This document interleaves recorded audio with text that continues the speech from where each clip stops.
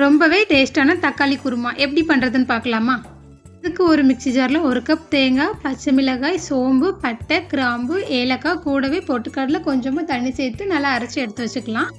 பேனில் எண்ணெய் ஊற்றி சூடானதும் ஜீரகம், பட்டை, கிராம்பு கூடவே நறுக்குன வெங்காயம் சேர்த்து வெங்காயம் நல்லா வதங்கினதும் கூடவே இஞ்சி பூண்டு சேர்த்து நல்லா வதக்கிக்கோங்க. கூடவே 5லிருந்து 6 பழுத்த தக்காளி சேர்த்து ஒரு 2 நிமிஷம் நல்லா வதக்கிக்கோங்க. இது கூடவே தேவையான அளவு உப்பு, மிளகாய்த்தூள், மல்லித்தூள், கரம் மசாலா, மஞ்சள் தூள் சேர்த்து நல்லா மிக்ஸ் பண்ணிக்கோங்க. தக்காளி நல்லா மசிஞ்சு வெந்ததும் அது கூடவே 1.5 டம்ளர் தண்ணி சேர்த்து கொதிக்க விட்டுருங்க. தண்ணி சேர்த்து பச்சை வாசனைலாம் போய் நல்லா கொதிச்சதும் கூடவே நம்ம அரைச்சி வச்சுருந்து பேஸ்ட்டையும் சேர்த்து நல்லா மிக்ஸ் பண்ணி விட்டுருங்க. மறுபடியும் இது ஒரு 5 நிமிஷம் நல்லா கொதிச்சதும் கூடவே நறுக்கின கொத்தமல்லி தூவி இறக்குனா சூப்பரான தக்காளி குருமா ரெடிங்க.